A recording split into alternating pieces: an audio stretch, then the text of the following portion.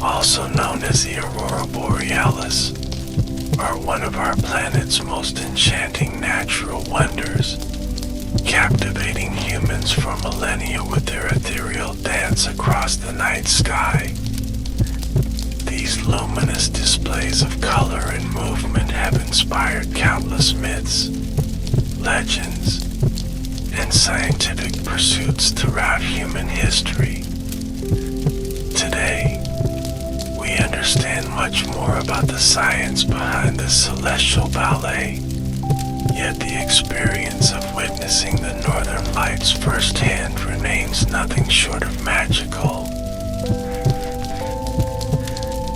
As we begin our journey into understanding this remarkable phenomenon, let's first explore what exactly the northern lights are.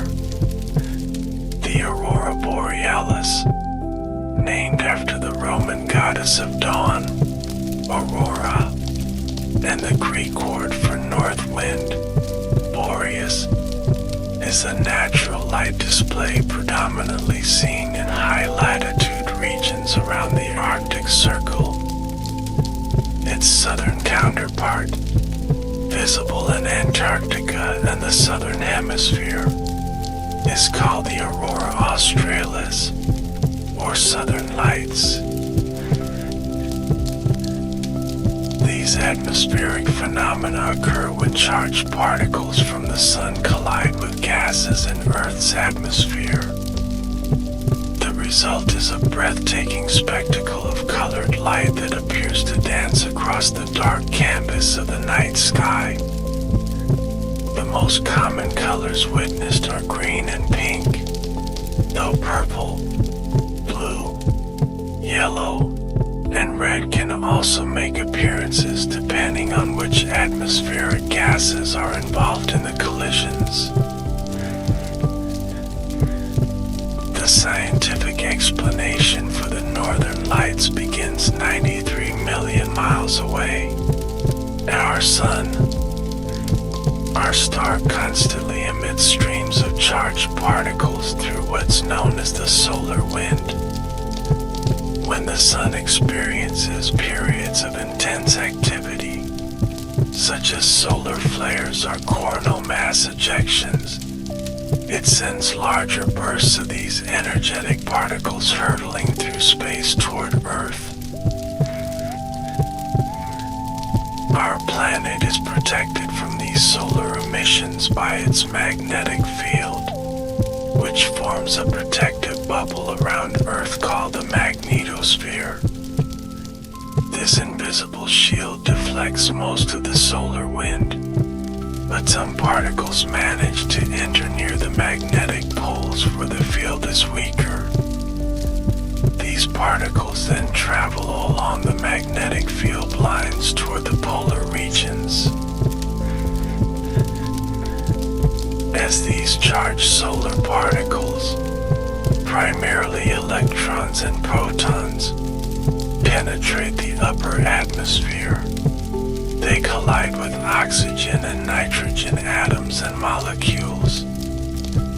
It's these high-energy collisions that excite the atmospheric gases, causing them to release photons, or light particles.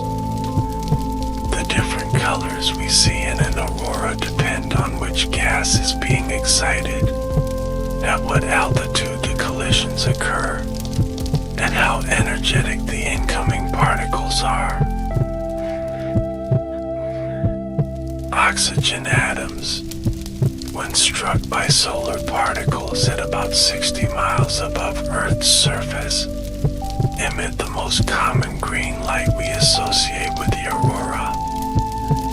At higher altitudes, around 200 miles up, oxygen produces rare red auroras. Nitrogen, meanwhile, produces blue or purplish red light, creating additional hues in the celestial light show. The forms and patterns of the northern lights vary dramatically, from faint, static glows to dynamic, pulsating pulsating curtains that seem to ripple across the entire sky.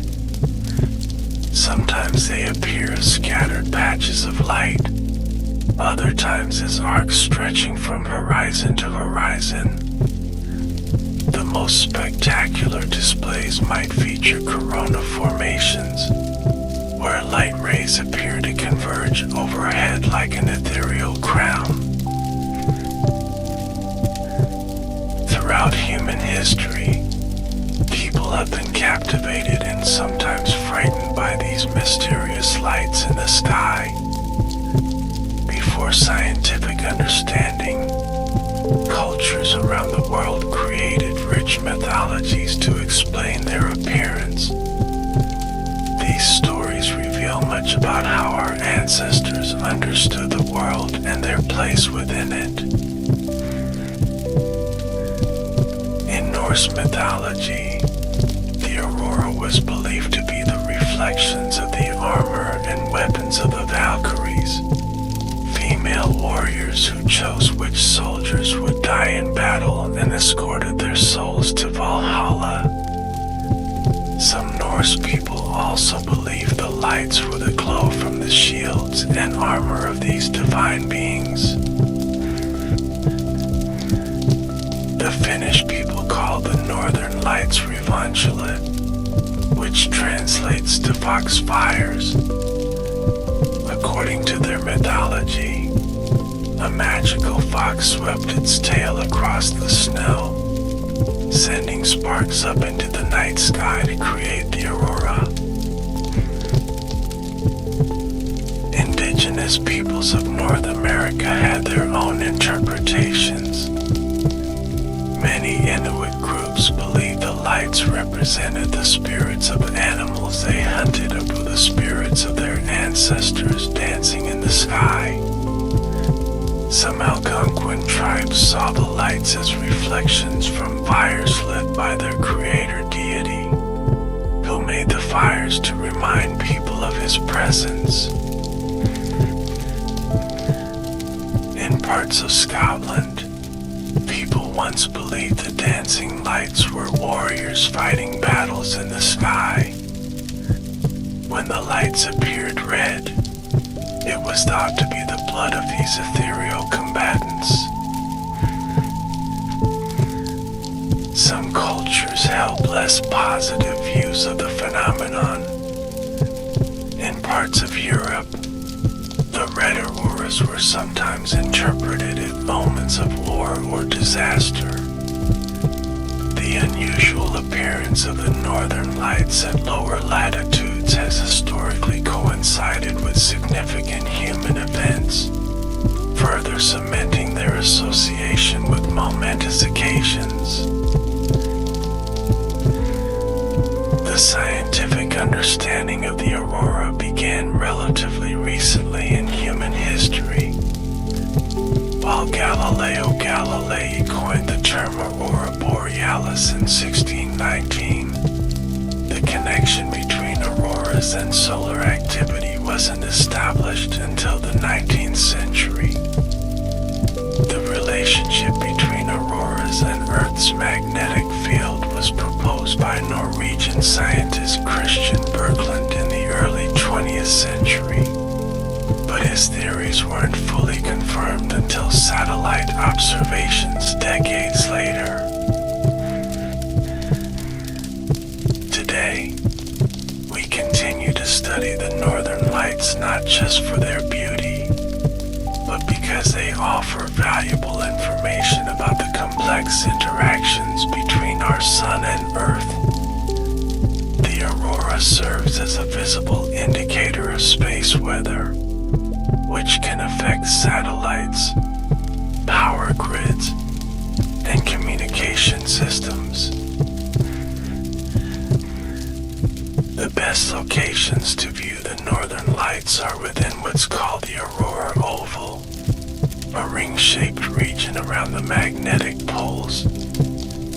In the northern hemisphere, prime viewing locations include Alaska, northern Canada, Iceland, Greenland, Norway, Sweden and Finland, parts of Scotland, Russia, and occasionally the northern United States may also experience auroral displays during periods of intense solar activity. The best time of year to see the northern lights is during the winter months, when darkness prevails for longer periods in these high-latitude regions. The optimal viewing conditions include clear, dark skies away from city lights and light pollution. Patience is essential, as the intensity and appearance of auroras can vary greatly from night to night, even hour to hour. Interestingly, the northern lights aren't unique to Earth. Scientists have observed auroras on other planets in our solar system, including Jupiter, Saturn, Uranus, and Neptune.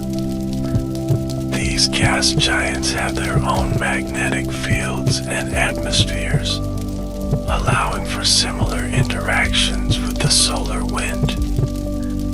Jupiter's auroras, the most powerful in our solar system, are particularly spectacular, creating light shows hundreds of times more energetic than those on Earth. The auroras on Jupiter are not only more powerful than Earth's, but they also differ in composition. While Earth's auroras primarily involve oxygen and nitrogen, Jupiter's atmosphere contains significant amounts of hydrogen, leading to different spectral characteristics in its light displays. Furthermore, Jupiter's intense magnetic field and interaction with its moons, particularly Io with its volcanic activity, create complex and continuous auroral activity. Saturn's auroras, while less powerful than Jupiter's, showcase beautiful rings of light around its poles. Uranus and Neptune also experience auroral activity, though their greater distance from Earth makes these phenomena more challenging for scientists to study in detail. Returning to our home planet, the northern lights have had profound effects on human culture beyond ancient mythology.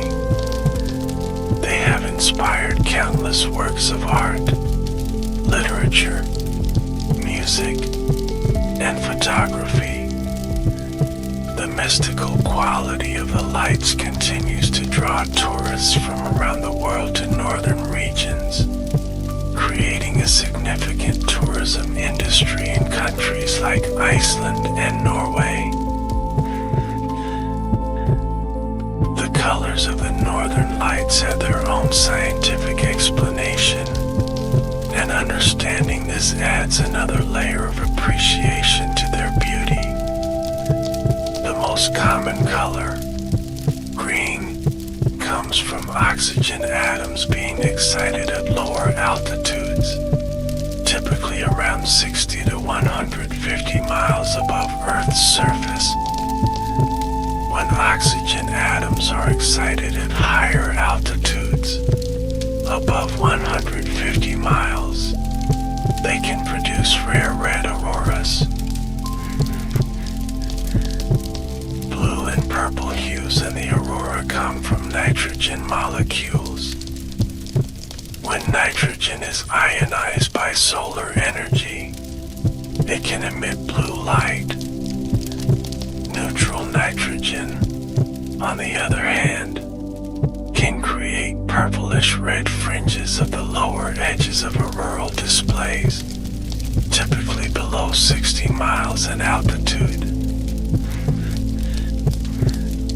The shapes and movements of the northern lights are equally fascinating from a scientific perspective.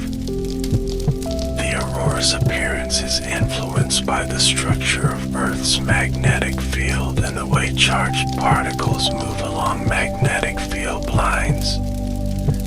When we see curtain-like formations, we're observing particles descending along these magnetic field lines.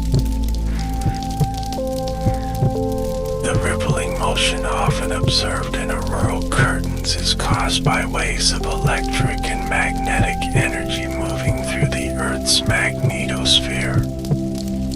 These waves can cause the incoming particles to accelerate or decelerate, creating the impression of movement across the sky. Sometimes, the aurora might appear to pulse or flicker, a phenomenon related to fluctuations in the incoming solar particles or atmospheric conditions. Modern technology has dramatically improved our ability to predict and observe auroral activity. Satellites monitor the sun continuously, tracking solar flares and coronal mass ejections that might trigger geomagnetic storms and subsequent auroras. Organizations like NOAA's Space Weather Prediction Center provide forecasts of auroral activity, helping enthusiasts plan their viewing opportunities. The solar cycle, which lasts approximately 11 years, also influences the frequency and intensity of auroral displays.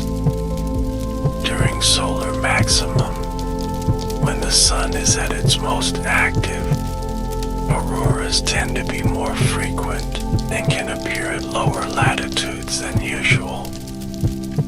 During solar minimum, auroral activity is generally reduced and concentrated closer to the polar regions.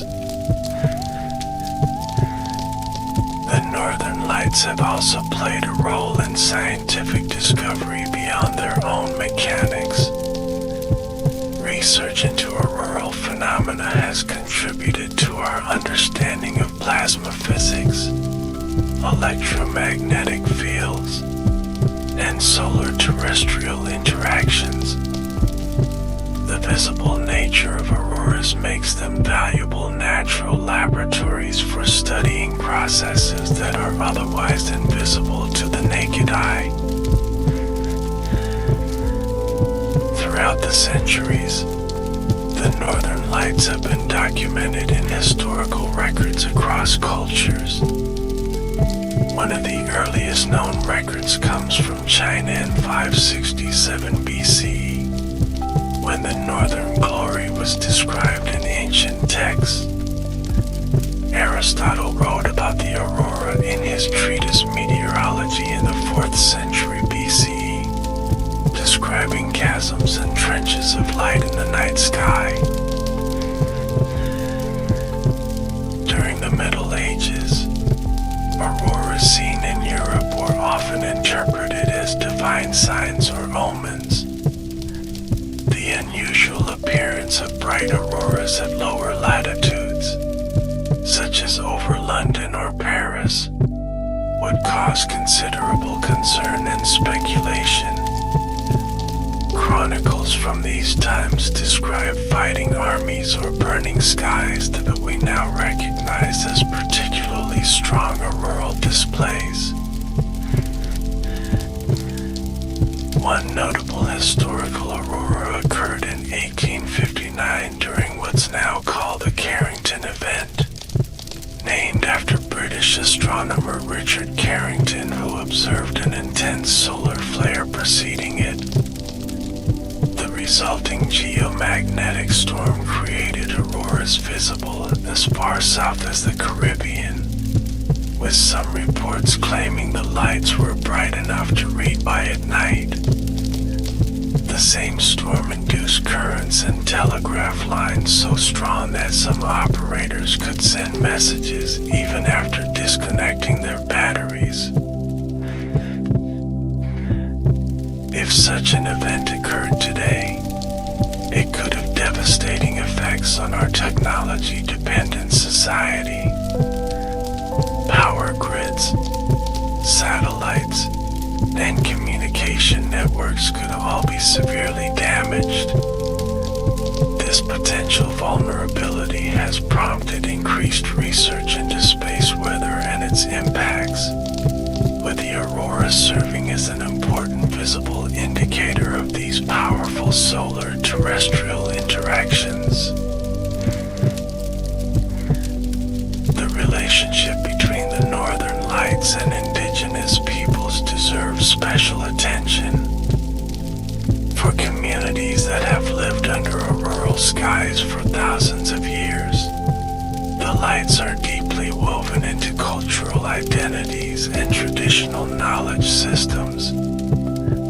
Many indigenous groups develop sophisticated understanding of auroral patterns, using them as weather predictors or seasonal markers. For some Inuit communities in the Arctic, the lights were believed to be the souls of the dead playing a celestial ball game, using a walrus skull as the ball. Other groups believed that whistling at the lights would cause them to come closer, though some traditions warned against this, fearing the lights might sweep down and carry a person away. Among the Sami people of northern Scandinavia, the aurora was traditionally treated with respectful silence. They believed the lights represented the energy of the souls of the departed, and it was considered disrespectful to speak loudly, sing, or make noise while the lights were dancing overhead. Some indigenous Arctic communities incorporated auroral imagery into their clothing and art. The flowing, rippling patterns found in traditional garments and decorations often echo the movements of the northern lights, creating a tangible connection to this celestial phenomenon.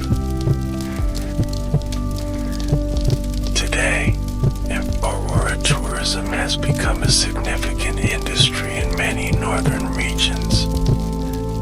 Towns and cities within the aurora oval promote their optimal viewing conditions, offering specialized tours, photography workshops, and accommodation with features like glass roofs or walls for nighttime aurora watching. This form of tourism brings important economic benefits to remote northern communities, particularly during winter months that might otherwise see little visitor activity. Iceland has become particularly renowned as an aurora viewing destination, combining the northern lights with its dramatic volcanic landscapes, geothermal features, and relative accessibility from both Europe and North America. Norwegian coastal towns, Finnish Lapland, and Alaska's Fairbanks region have also developed significant aurora tourism industries. For photographers, capturing the northern lights presents unique challenges and rewards. The dancing lights require special camera settings, including long exposures, wide apertures, and high ISO settings. The development of digital photography and increasingly sensitive camera sensors has made aurora photography more accessible to amateurs, though it still requires patience, technical skill, and often a willingness to withstand cold temperatures. Social media has played a significant role in popularizing the Northern Lights as a bucket list experience. Stunning images shared online have inspired countless travelers to seek out this natural phenomenon, sometimes leading to concerns about over-tourism in small northern communities.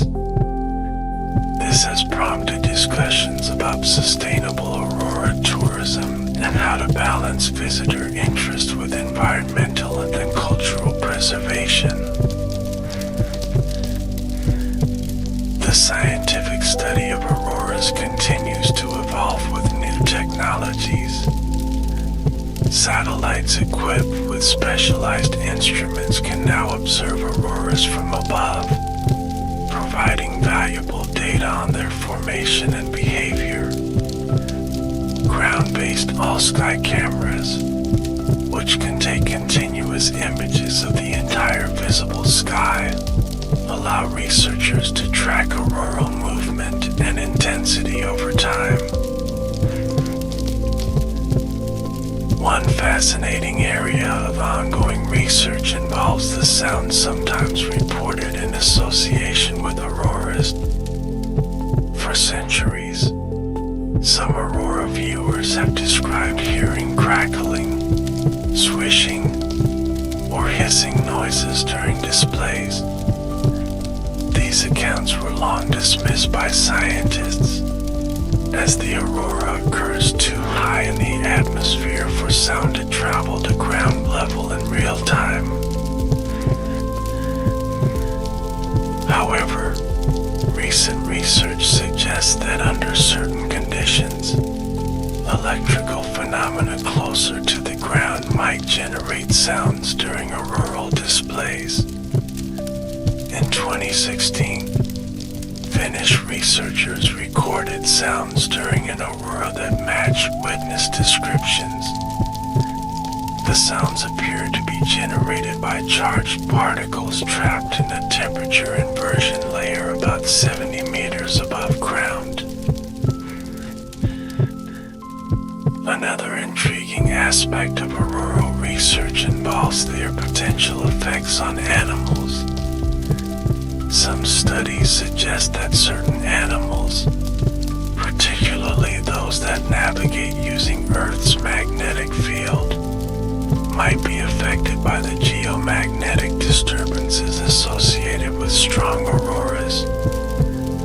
Migratory birds, sea turtles, and certain mammals have shown altered behavior during geomagnetic storms, though more research is needed to fully understand these connections.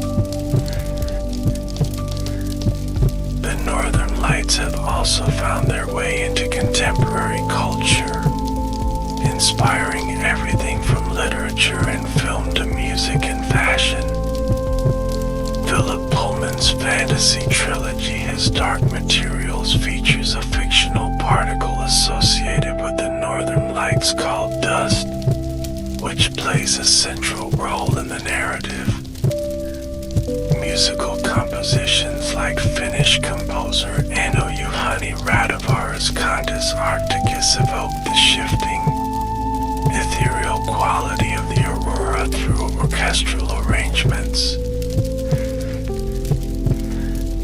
In fashion and design, the fluid movements and vibrant color palettes of the Northern Lights frequently inspire collections and interiors. The interplay of greens, blues, purples, and pinks characteristic of auroras can be seen reflected in everything from textiles to lighting design.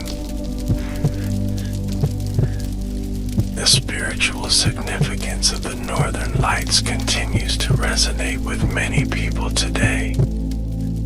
Even with our scientific understanding, there remains something profoundly moving about standing beneath these cosmic light shows.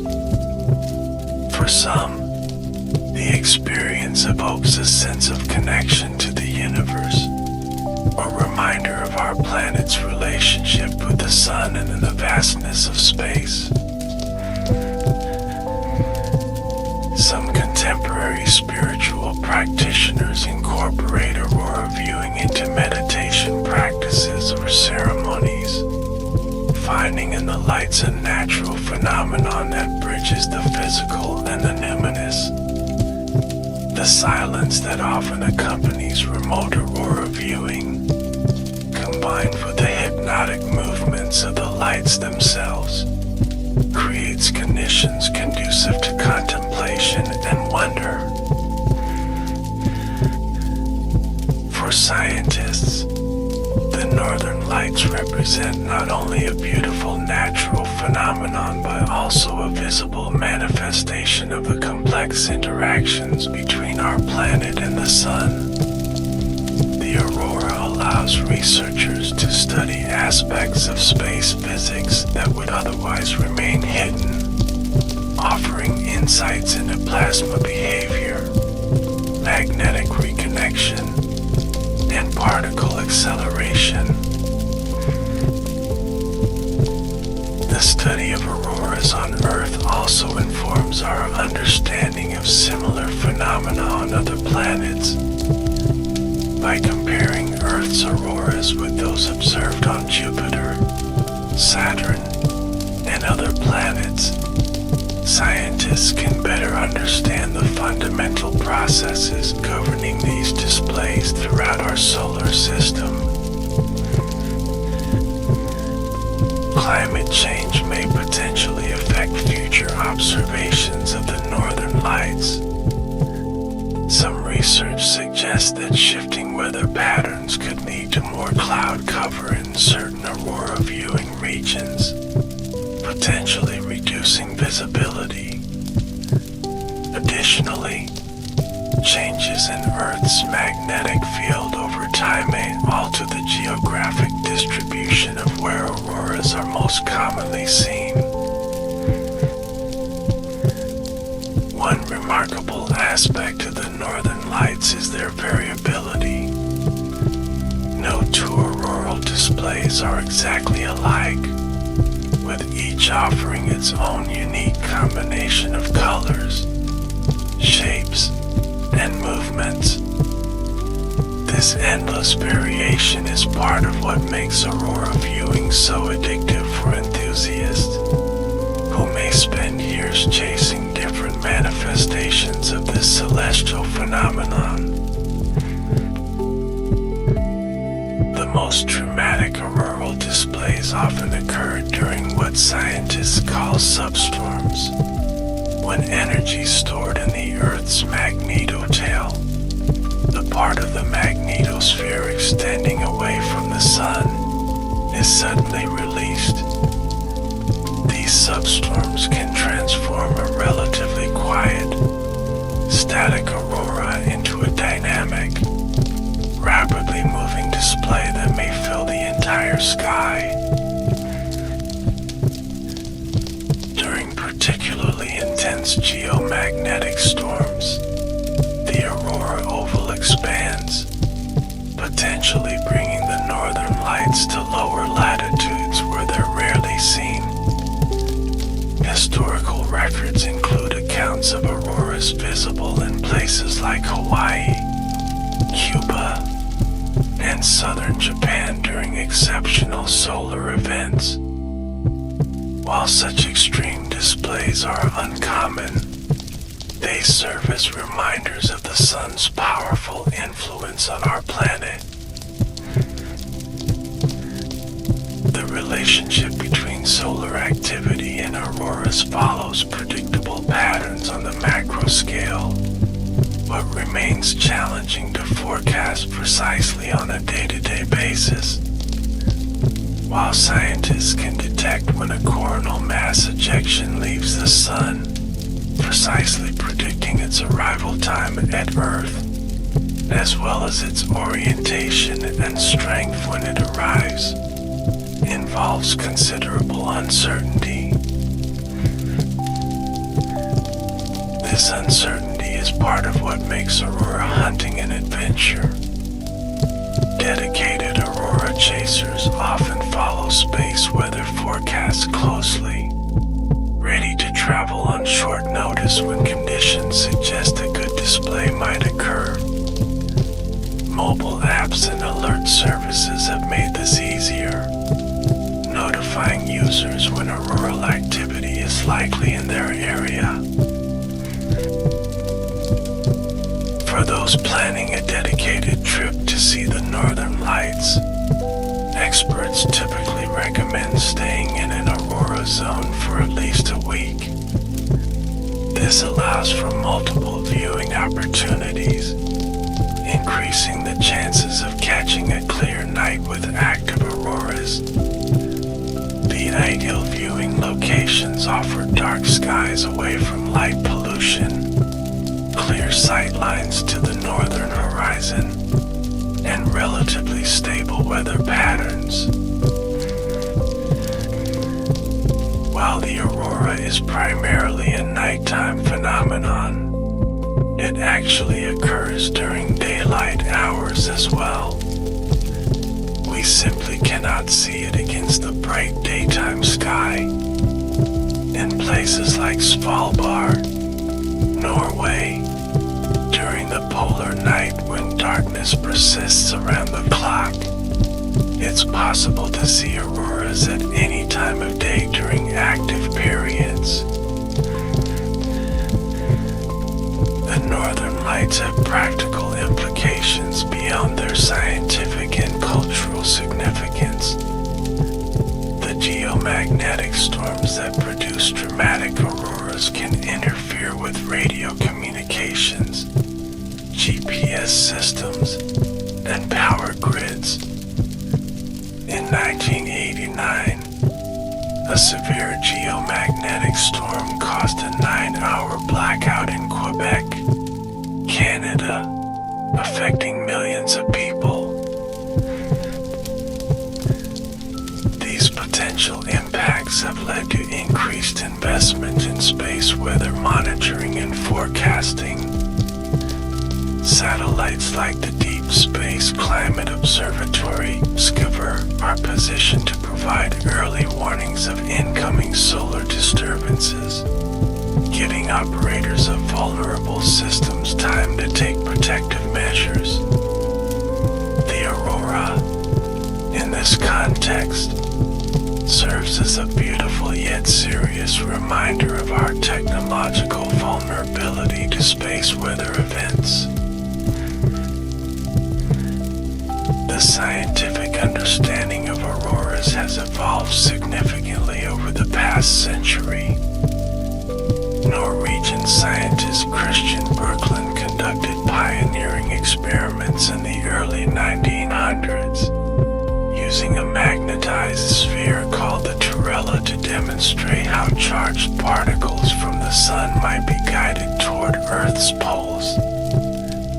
His theories, initially controversial, were largely confirmed decades later by satellite observations. In the 1950s and 60s, the International Geophysical Year spurred coordinated research into auroral phenomena. Sounding rockets launched into active auroras provided the first direct measurements of the particles and energy involved in creating these displays. Since then, increasingly sophisticated satellites and ground-based instruments have continued to refine our understanding. One fascinating discovery came in 2008, when NASA's Themis mission identified the specific process that triggers substorms in the Earth's magnetosphere. These substorms, which cause sudden brightenings and rapid movements in auroral displays, begin when magnetic field lines in the magnetotail reconnect, releasing stored energy that accelerates particles toward Earth. While most auroral research focuses on the visible light we can see with our eyes, scientists have discovered that auroras also emit radiation in other parts of the electromagnetic spectrum. Radio waves, X-rays, and ultraviolet radiation are all produced by auroral processes, providing additional data for researchers studying these phenomena. The aurora's appearance from space offers a different perspective on this atmospheric phenomenon. Astronauts aboard the International Space Station regularly photograph auroras from above, revealing them as glowing rings or bands circling Earth's polar regions. From this vantage point, the aurora clearly appears as a three-dimensional phenomenon, with visible height and depth not apparent from the ground. The northern lights have been a source of artistic inspiration across centuries and cultures. Norwegian painter Harald Solberg's Winter Night in the Mountains captures the ethereal blue light of a moonlit night that might feature auroras. American artist Frederick Edwin Church created Aurora Borealis in 1865, a dramatic rendering of the lights over icebergs that captured the public imagination. Contemporary artists continue to find inspiration in the aurora. Photographer Göran Strand has dedicated years to capturing time-lapse sequences of the northern lights over Swedish Lapland. Light artists like Kari Kola create large-scale installations that mimic the colors and movements of auroras in urban settings, bringing a taste of this remote natural phenomenon to wider audiences. Musicians have also attempted to translate the visual experience of the northern lights into sound. Norwegian composer Tarja Isungset creates ice music using instruments carved from frozen water, often performing under the auroral displays that inspire his work. Electronic music producers sample and manipulate recordings of the Earth's magnetosphere, creating soundscapes that represent the electromagnetic forces behind the aurora. In literature, the northern lights have appeared in works ranging from ancient poetry to contemporary science fiction. Jack London's descriptions of the Yukon winter skies and the call of the wild evoke the mystery and majesty of the aurora. Lydia Millet's novel Sweet Lamb of Heaven uses the unpredictability of the northern lights as a metaphor for the protagonist's unstable reality. Indigenous storytelling traditions contain some of the most enduring and nuanced depictions of the aurora. These oral histories, passed down through generations, often contain detailed observations of auroral behavior that align with modern scientific understanding. They demonstrate how close attention to natural phenomena informed traditional knowledge systems long before Western scientific methods were applied to the aurora. While we often think of the northern lights as a remote wilderness experience, they can sometimes be viewed from urban areas within the aurora oval. Cities like Tromsø in Norway, Fairbanks in Alaska, and Yellowknife in Canada offer the unusual combination of urban amenities and reliable aurora viewing. During strong displays, residents might step outside their homes or gather in parks to watch the sky illuminate. For many visitors to these regions, combining aurora viewing with other winter activities enhances the experience. Dog sledding, snowmobiling, ice fishing, and staying in traditional traditional accommodations like Sami lava tents or Finnish glass igloos create comprehensive Arctic experiences with the northern lights as the crowning attraction. The optimal conditions for viewing the northern lights involve more than just solar activity. Clear skies are essential, as clouds will obscure the display. Dark surroundings away from artificial light allow the eyes to fully adapt to nighttime vision, maximizing the visible detail in fainter auroras. Even the phase of the moon can affect visibility, with the darkest nights around the new moon often providing the best viewing conditions. Patience is perhaps the most important quality for successful aurora viewing. The lights may appear suddenly, transform dramatically, and disappear just as quickly. Experienced guides recommend dressing very warmly and being prepared to wait outdoors for extended periods, as the most spectacular displays often occur when viewers least expect them. The advent of aurora forecasting has made viewing more accessible to tourists and enthusiasts. Various scales measure auroral activity, with the KP index being among the most widely used.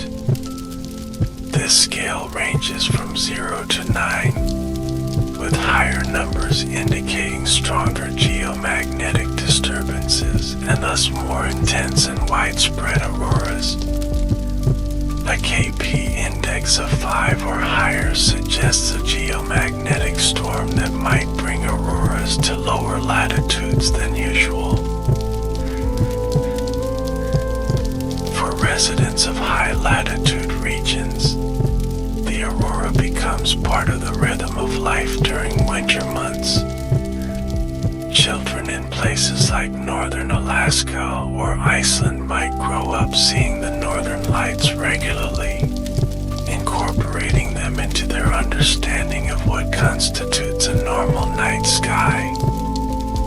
This familiarity doesn't necessarily diminish their appreciation for particularly dramatic displays, which remain special events worthy of stepping outside to witness. The colors and patterns of the aurora have influenced design across northern cultures. Traditional Sami textiles feature bands of color and organic patterns that echo the lights. Modern Scandinavian design often incorporates the cool blues and greens associated with both the northern landscape and its atmospheric phenomena. Architecture in aurora viewing regions increasingly incorporates large windows and glass ceilings oriented to maximize nighttime views. Hotels and visitor centers in places like Finnish Lapland have pioneered designs that allow guests to watch for auroras from the comfort of their beds, creating luxurious experiences around what was traditionally considered a hardy outdoor pursuit. The Northern Lights have also found their way into various celebrations and festivals. The Northern Lights Festival in Tromsø, Norway combines aurora viewing with music performances, while the Yukon Sourdough Rendezvous in Canada features events held under potentially auroral skies. These festivals often coincide with the peak aurora viewing season, creating cultural celebrations around the natural phenomenon. The influence of the Northern Lights extends even to places where they're rarely seen. Cocktails featuring layered colors and dramatic presentations are named after the aurora. Fashion collections forms of the lights, and interior designers create lighting installations that mimic their ethereal glow. In these adaptations, the aurora becomes a shorthand for beauty that is both natural and otherworldly. The pursuit of aurora viewing has led to the development of specialized photography and videography techniques. Time-lapse photography in particular has revolutionized how we document and share the aurora experience. By compressing hours of subtle movement into minutes, these time-lapse sequences reveal patterns and behaviors in the lights that might be less apparent to the naked eye. Virtual reality technology now allows people who may never travel to aurora viewing regions to experience something of their magic. Immersive VR experiences using footage captured under real auroras can simulate the sensation of standing beneath these dancing lights, while not replacing the profound experience of witnessing them firsthand. These virtual encounters broaden access to a phenomenon once available only to those who could travel to remote northern locations. The scientific value of studying auroras extends beyond Earth science. The processes that create auroras, involving charged particles, magnetic fields, and atmospheric gases, have parallels in other cosmic phenomena. Research into auroral mechanics has applications in understanding astrophysical processes throughout the universe, from the atmospheres of distant exoplanets to the behavior of plasma near black holes. Citizen science has become increasingly important in auroral research. Projects like Aurorasaurus encourage public reporting of aurora sightings, helping scientists track the extent and intensity of displays. Amateur photographers who document the aurora from multiple locations simultaneously provide valuable data on its geographical distribution and temporal evolution. This collaborative approach bridges professional research and public engagement with this captivating phenomenon. The relationship between the northern lights and timekeeping illustrates how natural phenomena intersect with human systems. In northern communities, the appearance of auroras traditionally marked the heart of winter, when nights were longest and the lights most visible. Today, aurora forecasts operate on cycles tied to the sun's rotation, approximately 27 days, as active regions on the sun's surface return to face Earth. The economic impact of aurora tourism has transformed some northern communities. Towns that once relied primarily on industries like fishing, mining, or forestry now host thousands of visitors during winter months. Local guides, many from indigenous backgrounds, share traditional knowledge alongside scientific explanations, creating livelihoods from their expertise about the lights and the landscapes beneath them. The sustainable management of aurora tourism presents unique challenges. Remote viewing locations may have fragile ecosystems not adapted to significant human presence. Light pollution from growing tourism infrastructure can potentially diminish the very phenomenon visitors come to see. Finding balance between accessibility and preservation remains an ongoing conversation in regions where the aurora has become a key economic resource. While the basic mechanics of auroral formation are well understood, researchers continue to investigate subtler aspects of these atmospheric displays.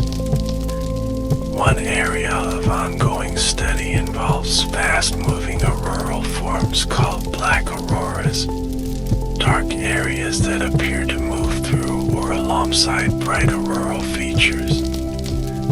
These may represent areas where electrons are flowing away from rather than toward Earth, creating a negative image of the typical aurora. Another fascinating area of research concerns Steve, an aurora-like phenomenon discovered relatively recently. Standing for strong thermal emission velocity enhancement, Steve appears as a mauve or purple ribbon of light, sometimes accompanied by a green picket fence structure. Unlike true auroras, Steve typically appears further from the poles and results from different atmospheric processes, demonstrating that we still have much to learn about atmospheric light phenomena.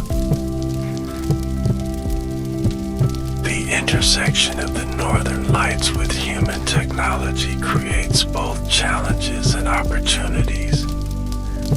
The same geomagnetic storms that produce spectacular auroras can potentially damage satellites, disrupt radio communications, and interfere with power grids. Yet our technology also enhances our appreciation of the aurora through improved forecasting, real-time alerts, and the ability to share images instantly across the globe. For astronauts aboard the International Space Station, auroras provide one of the most striking views of Earth.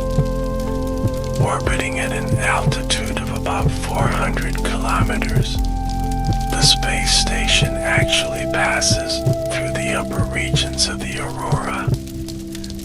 Astronauts report seeing the layered structure of the lights, with different colors appearing at different altitudes as they look down at Earth's atmospheric edge. The psychological impact of witnessing the northern lights has been described by many observers as profound and sometimes life-changing. The combination of vastness, movement, color, and the silence with which the display unfolds creates what psychologists might call an awe experience. These experiences, characterized by the perception of something vast that transcends current understanding, have been linked to increased feelings of connection to nature and other people. For those fortunate enough to witness a powerful auroral display, time often seems to stand still. Minutes or hours may pass unnoticed as the observer becomes fully absorbed in the celestial spectacle. This state of complete attentional engagement resembles what psychologists call flow, a deeply rewarding mental state associated with activities that balance challenge and skill. The northern lights have also found their way into contemporary spirituality and wellness practices. Some wellness retreats in northern regions offer meditation sessions under the aurora, combining mindfulness practices with a natural light show. Others incorporate aurora viewing into yoga retreats or sound healing ceremonies, creating experiences that bridge ancient traditions with modern wellness approaches.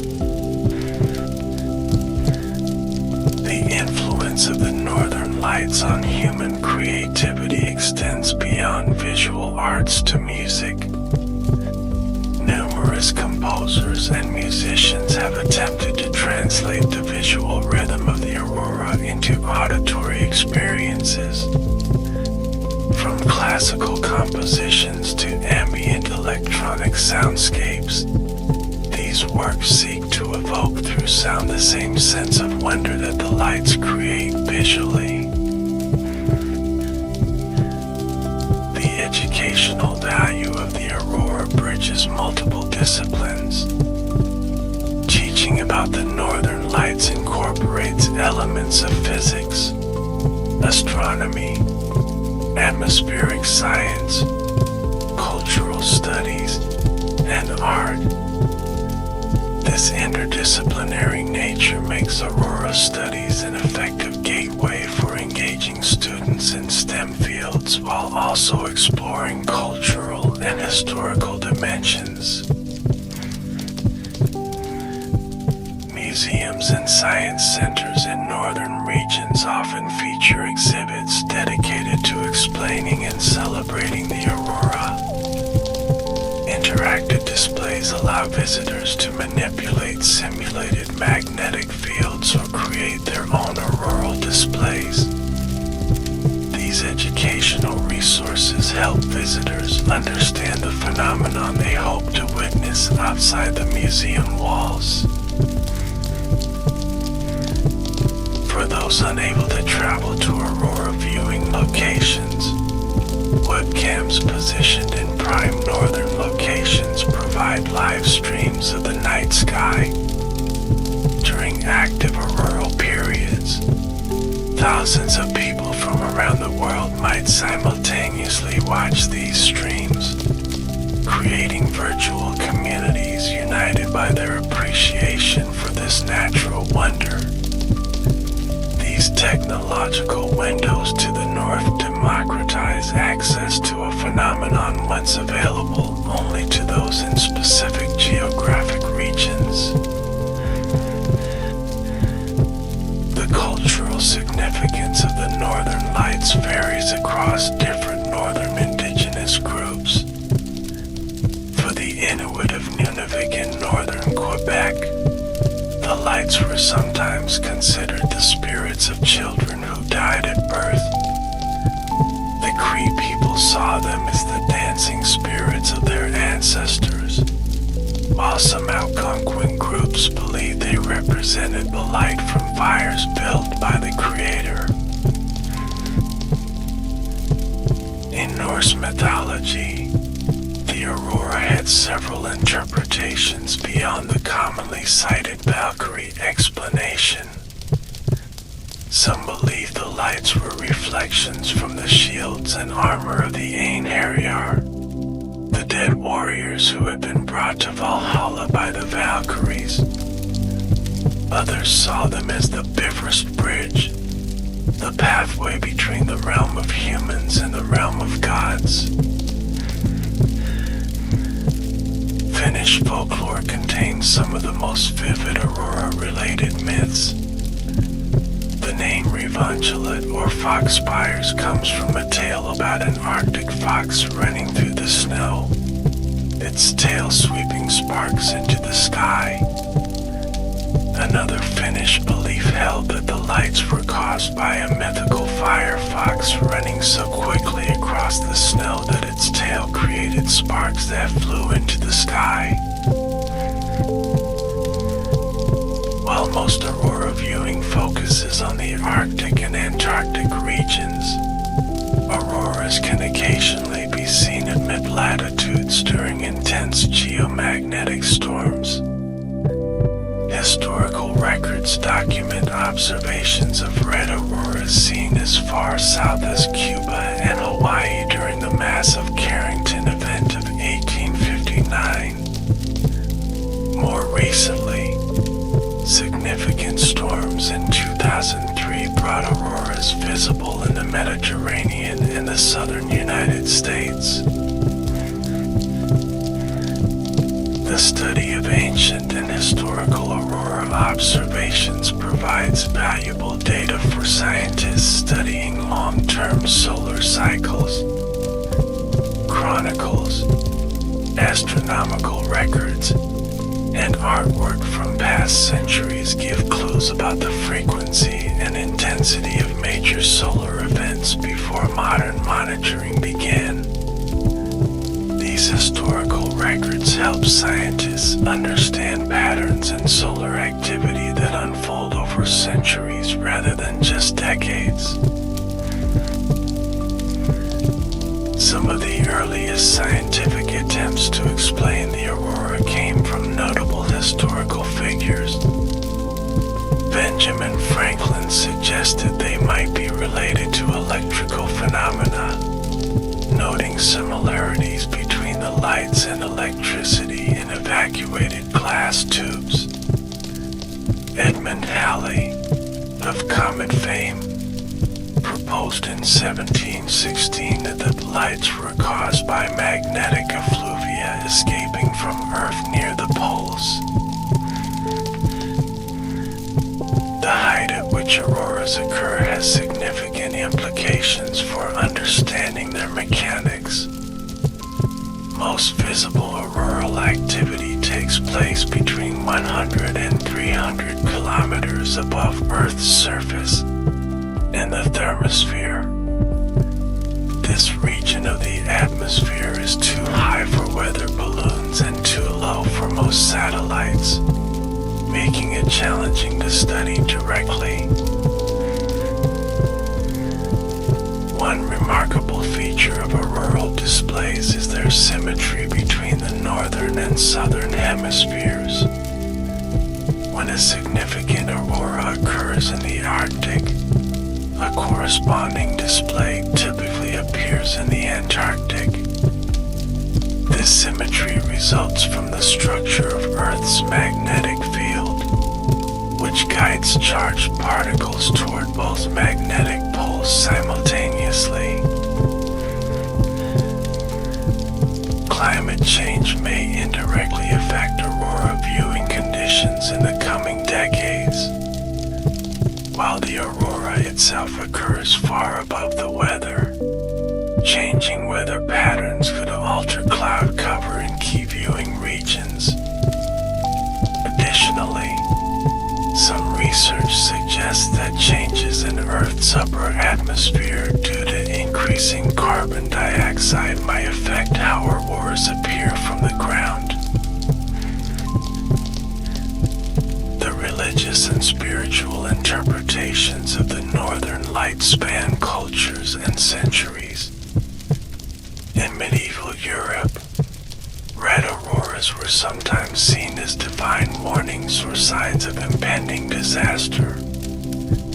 The unusual appearance of auroras at lower latitudes often coincided with significant historical events, reinforcing these associations. Among some Christian communities in northern regions, the lights were interpreted as the manifestation of God's glory or the fires of heaven. Others saw more ominous meanings, particularly when the auroras appeared in unusual colors or patterns. Red auroras, being relatively rare and resembling blood or fire in the sky, were particularly likely to be interpreted as portents. The different colors of the aurora each have their own scientific explanation. The most common green light comes from oxygen atoms being excited at lower altitudes, between about 100 and 150 kilometers above Earth's surface. The rare red auroras appear when oxygen atoms are excited at higher altitudes, above 150 kilometers. Blue and purple hues in the aurora come from nitrogen molecules. Blue light is emitted when nitrogen molecules become ionized by the solar particles. Neutral nitrogen can create purplish red fringes often seen at the lower edges of auroral curtains, typically below 100 kilometers in altitude. The rarest auroral color, yellow, results from a mixture of red and green emissions. This occurs when oxygen atoms emit both red and green light simultaneously, creating a blended color that appears yellow to the human eye. This combination typically happens at altitudes where both types of oxygen emission can occur. The shapes and structures of auroras are classified into several distinct types. Auroral arcs are the most common form, appearing as relatively stable horizontal bands across the sky. Rays are vertical structures that seem to reach upward from the horizon, often forming what look like curtains or draperies as they multiply and move. During more active displays, the aurora might form a corona, where rays appear to converge at a single point directly overhead. This spectacular formation results from the perspective of viewing parallel rays extending upward along magnetic field lines. From the viewer's position, these parallel lines appear to converge, much like railroad tracks appearing to meet at the horizon. Patches and pulsating auroras are less structured forms. Patches appear as irregular blobs of light that may brighten and dim, while pulsating auroras flash on and off with periods ranging from seconds to minutes. These forms typically appear during the recovery phase of auroral substorms, as the geomagnetic disturbance begins to subside. The technology used to study auroras has evolved dramatically over time. Early observations relied solely on the human eye, with written descriptions being the only record.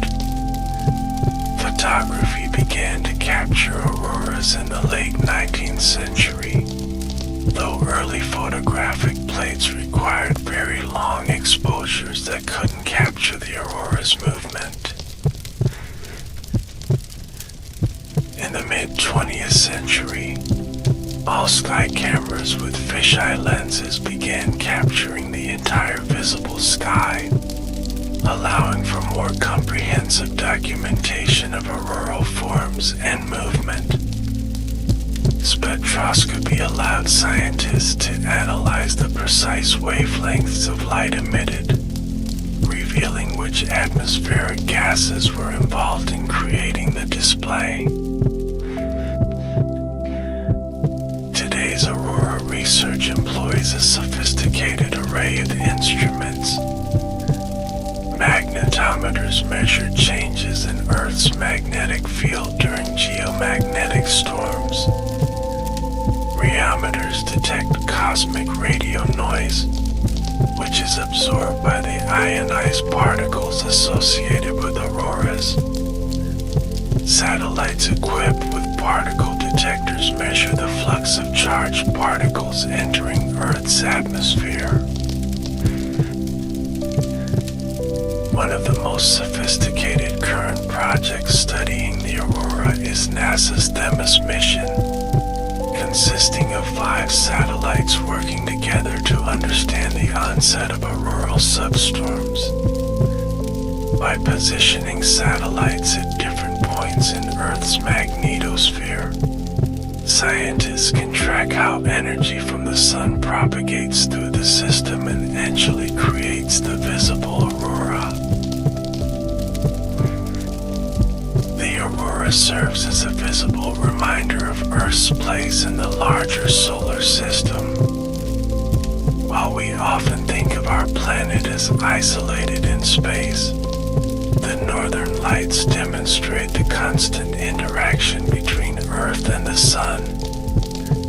They make visible the invisible connections that bind our planet to its star, reminding us that we exist within a dynamic solar system rather than apart from it. For astronomers and space weather forecasters, monitoring auroral activity provides valuable information about solar-terrestrial interactions. Changes in the size, brightness, and position of the aurora oval can indicate shifts in solar activity or reconfigurations of Earth's magnetosphere. This information helps predict potential impacts on satellites and other technological systems.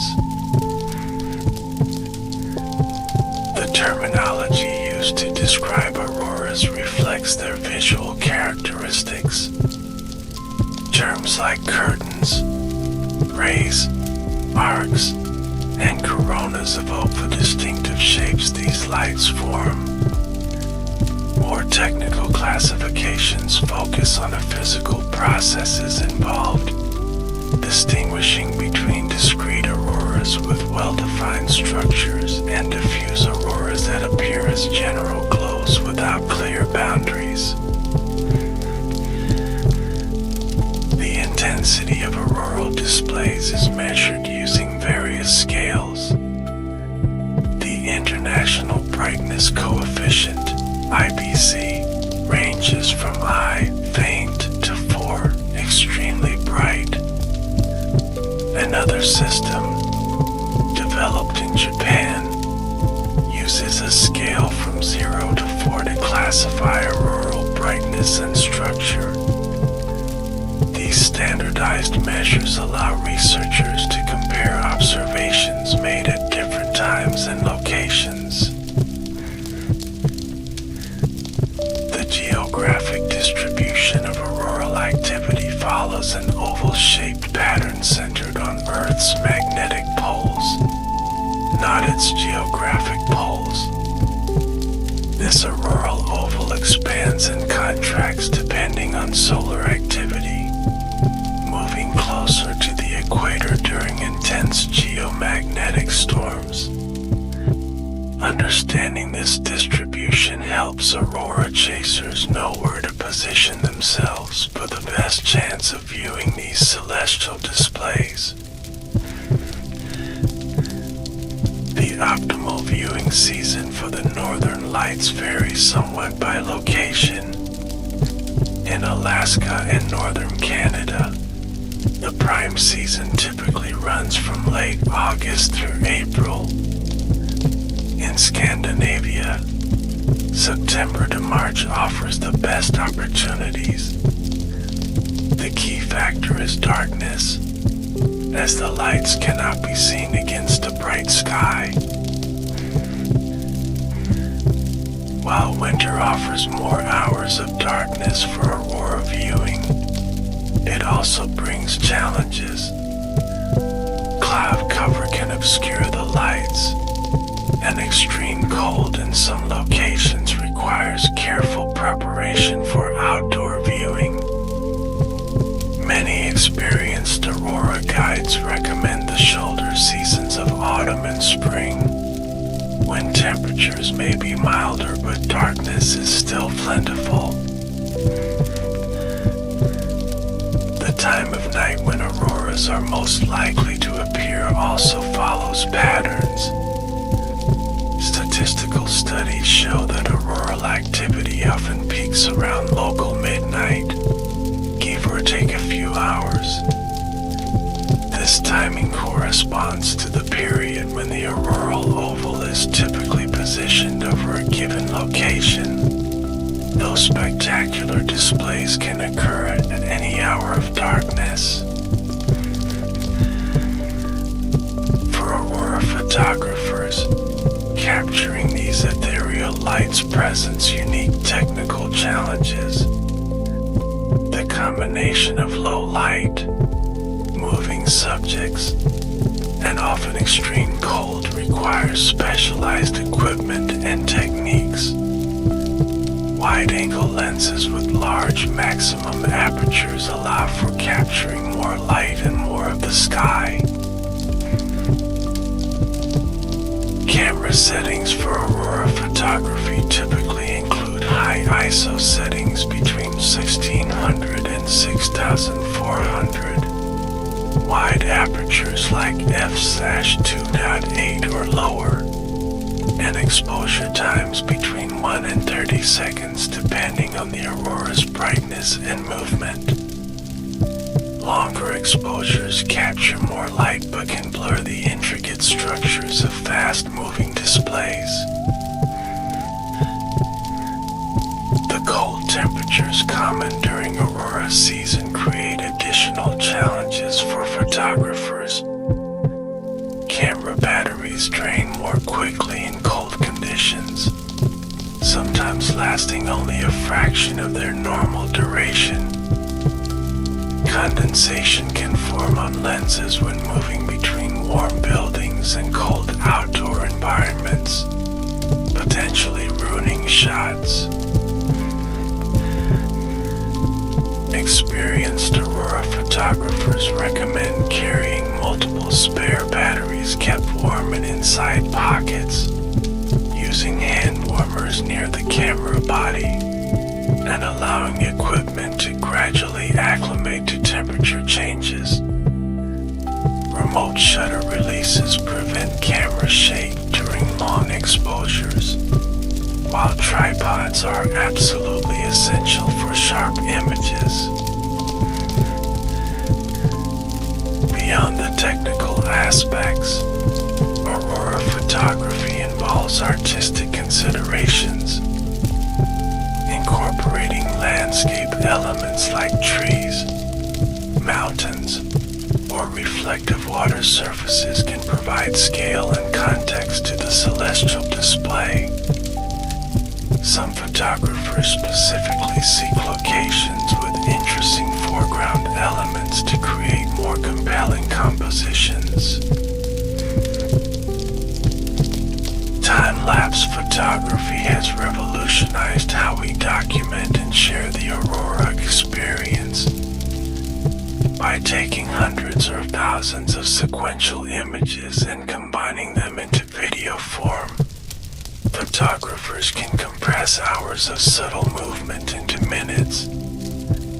These sequences reveal patterns and behaviors in the lights that might be less apparent to real-time observers. The development of digital photography has democratized aurora photography. Modern cameras can capture images in near darkness that film could never record.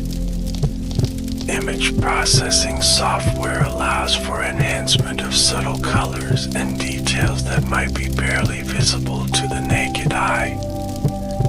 This technology has led to an explosion of stunning aurora imagery shared globally. Some photographers specializing in aurora imagery spend years perfecting their craft. Finnish photographer Ilo Potter has documented the lights above his native Lapland for decades, developing an intimate understanding of how they interact with the Arctic landscape. Norwegian Aurora Borealis photographer Olsi Salamonsen creates award-winning time-lapse films that showcase the dynamic nature of the northern lights. While photographs capture still moments of auroral displays, video recording presents different challenges and opportunities. Modern digital cameras with high ISO capabilities can now record real-time video of bright auroras, capturing their movement in ways previously impossible. These videos provide perhaps the closest approximation of the actual experience for those who haven't witnessed the lights firsthand. The sound sometimes reported during intense auroral displays remains somewhat mysterious.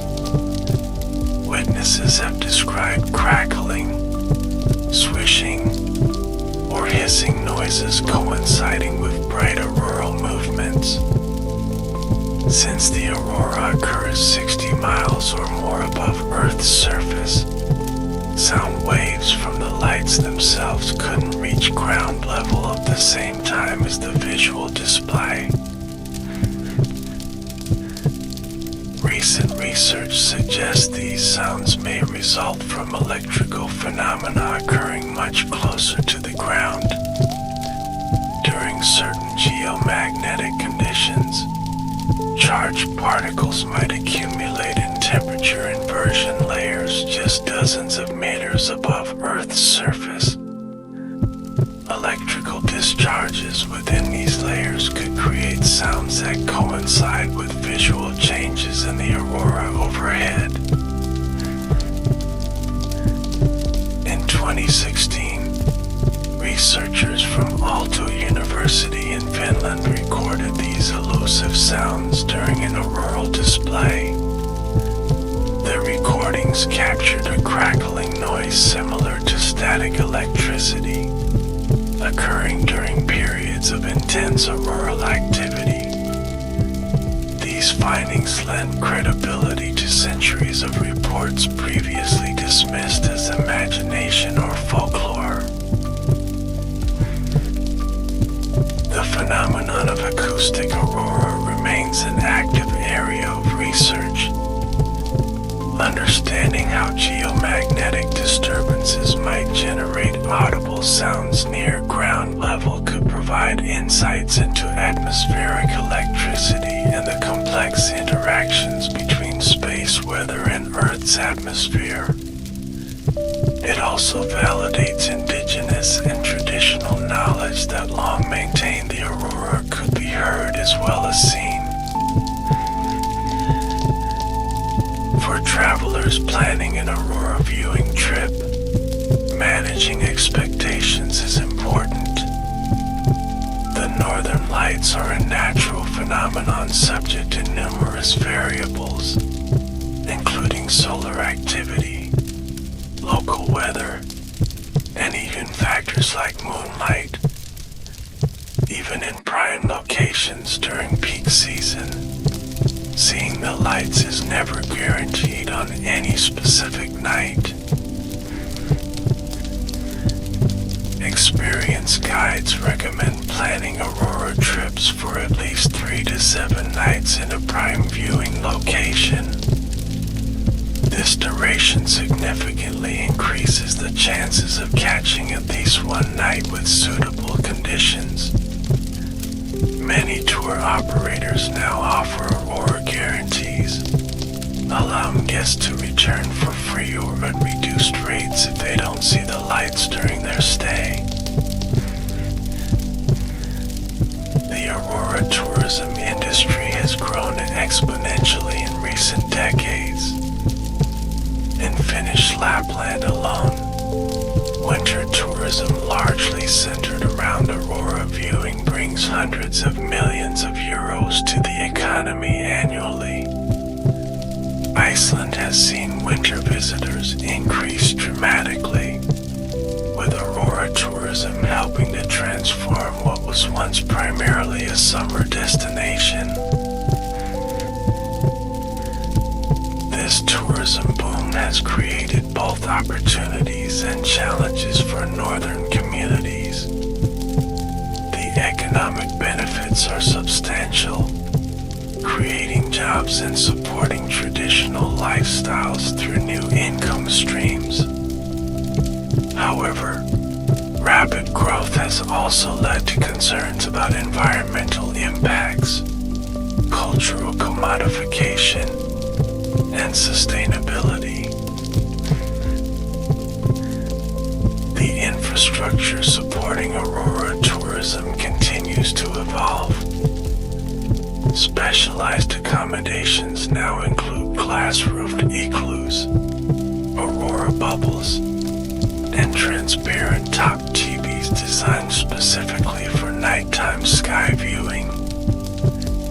mobile apps alert users to auroral activity, while tourists use everything from snowmobiles to hot air balloons to position viewers in optimal locations. Beyond the popular aurora destinations of Iceland, Norway, and Finland, other regions offer distinctive viewing experiences. Canada's Northwest Territories, particularly around Yellowknife, boasts some of the world's most reliable aurora viewing due to clear weather patterns and positioned directly under the auroral oval. Alaska combines aurora viewing with opportunities to experience wilderness and wildlife. Some of the world's most remote aurora viewing locations offer unique experiences for adventurous travelers. Svalbard, a Norwegian archipelago in the high Arctic, provides the rare opportunity to see daytime auroras during the polar night period when the sun doesn't rise above the horizon. Greenland offers viewing opportunities with incredibly low light pollution amid striking Arctic landscapes.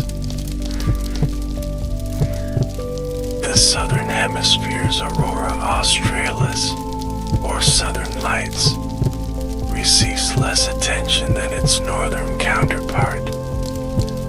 This is largely due to geography, as the southern auroral oval primarily occurs over at Antarctica and the surrounding ocean, with few accessible land masses underneath. Tasmania, southern New Zealand, and southern Argentina occasionally offer viewing opportunities. The auroras on other planets in our solar system provide fascinating comparisons to Earth's displays. Jupiter's auroras, the most powerful in the solar system, are permanent features rather than occasional events. They're driven not only by the solar wind but also by particles from Jupiter's volcanic moon Io, creating constant auroral activity thousands of times more energetic than Earth's. Saturn's auroras, observed by the Hubble Space Telescope and the Cassini spacecraft, form shifting rings around the planet's poles. Unlike Earth's auroras, which vary primarily based on solar activity, Saturn's displays are also influenced by the planet's rapid rotation, completing one cycle every 10 to 11 hours. Even Mars, with its thin atmosphere and weak magnetic field, experiences auroral phenomena. Though very different from Earth's displays, localized auroras have been detected near magnetic anomalies in the Martian crust. These small-scale magnetic fields interact with the solar wind to create aurora-like emissions above certain regions of the red planet. The connection between auroras and space weather highlights the practical importance of understanding these beautiful displays. Space weather refers to conditions in space that can affect Earth and its technological systems. The same solar eruptions that create spectacular auroras can potentially damage satellites, disrupt GPS signals, and in extreme cases, cause electrical grid failures. Organizations like NOAA's Space Weather Prediction Center monitor the sun continuously, watching for signs of activity that might impact Earth. When significant events are detected, warnings are issued to operators of fault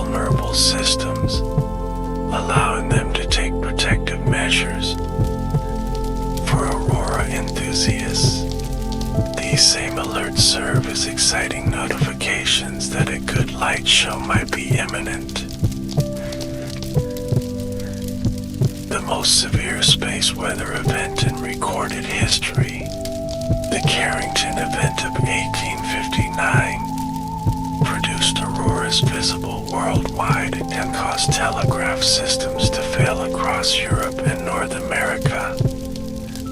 Some telegraph operators reported being able to send messages even after disconnecting their power supplies, as the induced currents in the wires were strong enough to operate the systems independently. If a Carrington-level event occurred today, the consequences could be far more severe given our dependence on electronic systems. Estimates suggest damages could run into trillions of dollars, with power grid failures potentially lasting months in some regions. This sobering possibility has prompted increased investment in space weather monitoring and the development of more resilient infrastructure. The visual record of auroras throughout history provides valuable scientific data. Paintings, sketches, and early photographs of auroral displays help scientists reconstruct solar activity patterns before the space age. Japanese and Chinese court astronomers kept particularly detailed records of auroral sightings, dating back over 2 millennia. Some of the earliest scientific illustrations of the aurora come from the 17th and 18th centuries. French astronomer Jean-Jacques Dordas de Mayer published detailed drawings in his 1733 work Vitae Physique et Historique de l'Aurora Borealis, one of the first scientific treatises focused specifically on the northern lights. These early attempts to document the aurora's appearance laid groundwork for later systematic studies. The International Geophysical Year of 1957-58 marked a turning point in aurora research. This coordinated international scientific project established chains of observation stations across the Arctic and Antarctic, creating the first truly global network for studying auroral phenomena. The data collected during this period significantly advanced understanding of the relationship between solar activity and auroral displays. The use of all-sky cameras, which capture the entire visible sky using fisheye lenses, revolutionized aurora research beginning in the mid-20th century. These cameras, operating automatically through the night, could record the position, movement, and intensity of auroras across the whole sky. Networks of these cameras allowed scientists to track auroral forms as they move across multiple observation sites. The launching of satellites beginning in the late 1950s opened entirely new perspectives on the aurora. For the first time, instruments could directly measure the particles and energy involved in creating auroral displays. Released satellite observations confirm theories about the role of solar particles in Earth's magnetic field, while revealing new complexities in auroral processes. The spiritual and emotional impact of witnessing the aurora is difficult to quantify but undeniably powerful. Many viewers report feelings of awe, wonder, and a sense of connection to something larger than themselves. Psychologists studying all experiences note that they can promote feelings of personal smallness while simultaneously increasing sense of connection to others and to the natural world. Indigenous knowledge about the aurora represents some of humanity's oldest continuous observations of this phenomenon. The rich oral traditions of Arctic peoples contain detailed descriptions of different auroral forms, their seasonal patterns, and associations with other natural events. This traditional ecological knowledge often aligns remarkably well with modern scientific understanding, demonstrating the power of careful observation across generations. The connection between auroras and radio wave propagation has practical applications for communication. The same ionization of the upper atmosphere that creates auroral displays can either enhance or disrupt radio transmissions. Radio amateurs sometimes use auroral conditions to achieve unusual long-distance communications by bouncing signals off the ionized regions. This technique, known as aurora propagation, creates distinctive audio distortions in the received signals. The aurora's appearance from space offers perspectives impossible from the ground. Satellite images reveal the complete oval of light circling Earth's magnetic poles. Astronauts aboard the International Space Station report that auroras appear as glowing green or red layers when viewed from their orbital perspective, approximately 400 kilometers above Earth. From the ISS, astronauts can see the vertical structure of the aurora, observing how different colors appear at different altitudes. They describe flying through faint portions of the aurora, though the brightest parts typically occur below their orbital altitude. Many astronauts count aurora viewing among the most memorable experiences of their missions. The auroral oval's position shifts constantly in response to solar activity and the complex dynamics of Earth's magnetosphere. During quiet conditions, it remains relatively close to the magnetic poles. As solar activity increases, the oval expands toward lower latitudes, potentially bringing auroral displays to regions that rarely see them. The daily cycle of Earth's rotation also affects auroral visibility. As our planet rotates, different regions move under the relatively fixed auroral oval. This creates a daily pattern in auroral activity at any given location, with statistical peaks often occurring around local magnetic midnight, when that location is on the night side directly opposite the sun. The relationship between the aurora and Earth's shifting magnetic field adds another layer of complexity to long-term aurora patterns. Earth's magnetic poles gradually drift over time, with the North Magnetic Pole currently moving from Canada towards Siberia at an accelerating rate. This slow shift gradually changes the position of the auroral oval relative to geographic locations.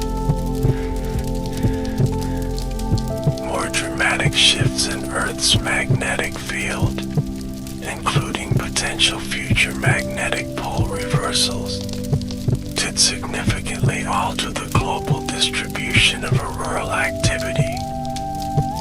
Paleomagnetic evidence evidence shows that Earth's magnetic poles have completely reversed many times throughout geologic history, though such events typically unfold over thousands of years.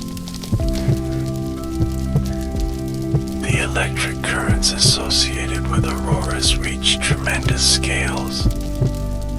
During strong displays, millions of amperes may flow through the upper atmosphere. These electrojet currents create magnetic field disturbances detectable by ground-based magnetometers, providing another method for monitoring auroral activity even when clouds obscure visual observation. The total energy involved in a significant auroral display is staggering. During an active period, the power dissipated in Earth's upper atmosphere by auroral processes can reach hundreds of gigawatts, equivalent to the output of dozens of large power plants. This energy ultimately comes from the sun and represents a small fraction of the total solar energy intercepted by Earth. The fluctuating nature of auroral displays reflects the dynamic processes occurring in Earth's magnetosphere. The magnetotail, a region of Earth's magnetic field extending away from the sun, stores energy from the solar wind like a cosmic rubber band being stretched. When this energy is released, often through a process called magnetic reconnection, particles accelerate toward Earth and create sudden brightenings or movements in the visible aurora. These magnetospheric substorms follow a characteristic sequence, beginning with the growth phase as energy accumulates, followed by an expansion phase when the stored energy is suddenly released, and concluding with a recovery phase as the system returns to a quieter state. Each phase produces distinctive changes in the appearance and behavior of the aurora visible from the ground. The study of auroras connects many scientific disciplines. Solar physics explains the origin of the particles. Plasma physics describes their behavior in space. Atmospheric science clarifies their interactions with Earth's gases, and geology relates to Earth's magnetic field. This interdisciplinary nature makes aurora research a rich field that brings together diverse scientific perspectives. For the casual observer, the magic of the aurora lies not in understanding every scientific detail, but in experiencing its otherworldly beauty firsthand. Many describe their first sight of the northern lights as a moment of profound connection to the cosmos, a visceral reminder that our planet exists within the embrace of our star's energy, protected yet touched by its power. The quiet that often accompanies aurora viewing adds to its meditative quality. In remote northern locations, far from urban noise, viewers might experience near complete silence broken only by the crunch of snow underfoot or the distant call of a nocturnal animal. This sensory combination of spectacular visual stimulation against a backdrop of profound quiet creates particularly powerful memories for many viewers. The naming of the aurora reveals much about human attempts to understand this phenomenon across cultures. The term Aurora Borealis combines Aurora, the Roman goddess of dawn, with Boreas, god of the north wind. Indigenous names often relate to animals, spirits, or natural processes specific to local worldviews. The Finnish term revangelet or foxfires refers to the mythical fire fox. The Inuit of Alaska use asarnarid, meaning those who play ball. The Sami people of northern Scandinavia call the light squosasa, referring to light you can hear, an interesting connection to the debated phenomenon of aurora sounds. Across cultures, aurora folklore often associates the lights with departed souls or spiritual beings. This cross-cultural similarity suggests something universal in how humans have interpreted this mysterious aerial phenomenon. The association with the spirit world likely stems from the aurora's seemingly otherworldly qualities, its ability to appear and disappear, change form, and move in ways unlike any other natural phenomenon. The practical challenges of aurora viewing have led to creative solutions. In Scandinavian countries, traditional lava tents have been adapted with transparent sections for aurora watching while staying warm. Heated outdoor furniture allows comfortable extended viewing periods, while special aurora alarms monitor the sky and wake sleeping guests when displays begin. The growing popularity of aurora tourism has created concerns about its environmental impact. The carbon footprint of long-distance travel to remote northern locations, the construction of tourism infrastructure in fragile ecosystems, and increased light pollution in previously dark regions all present challenges. Sustainable aurora tourism initiatives focus on minimizing these impacts while maximizing benefits to local communities. Climate change could potentially affect aurora viewing opportunities in complex ways. While the aurora itself occurs far above weather patterns, changing precipitation and cloud cover trends could alter viewing conditions in traditional aurora watching locations. Additionally, carbon dioxide in the upper atmosphere may affect how auroras appear from the ground, potentially changing their visible characteristics over time. The different ways people experience and interpret the aurora remind us of the subjective nature of perception.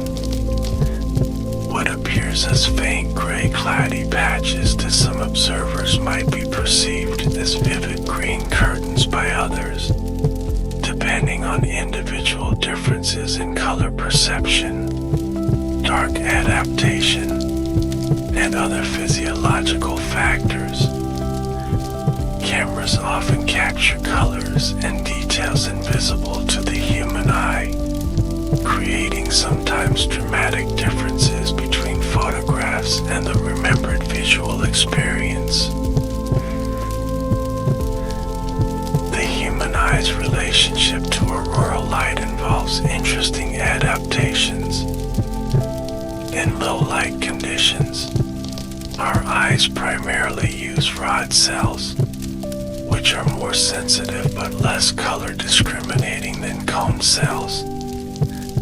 This means subtle auroral colors may appear muted or grayish until the display brightens sufficiently to activate cone vision.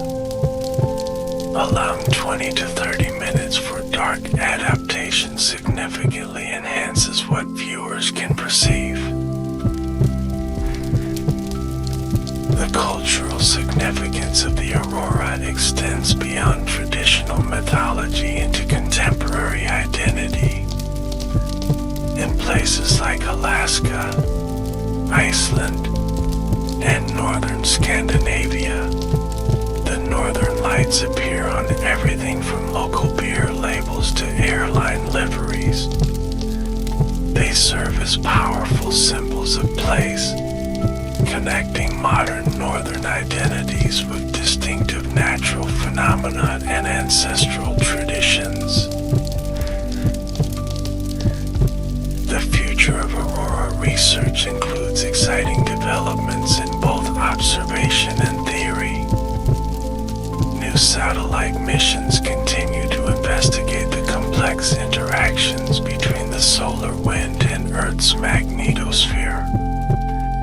Advanced computer models improve predictions of auroral activity, while citizen science projects engage the public in reporting and then documenting auroral observations. One intriguing area of ongoing research involves aurora-like phenomena that don't fit the traditional categories. In addition to Steve, researchers study localized auroral features with names like proton aurora, theta aurora, and black aurora.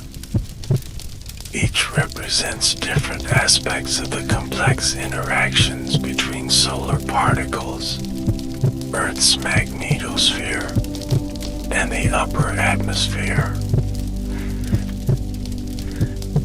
The northern lights continue to inspire wonder and curiosity across generations, connecting modern humanity with our ancestors who gazed at the same mysterious lights. Whether understood through the lens of science, spirituality, cultural tradition, or pure aesthetic appreciation, the aurora remains one of nature's most captivating displays, a cosmic light show that reminds us of our place in the universe. As we conclude our exploration of the northern lights, we're reminded that this phenomenon represents a beautiful convergence of cosmic forces.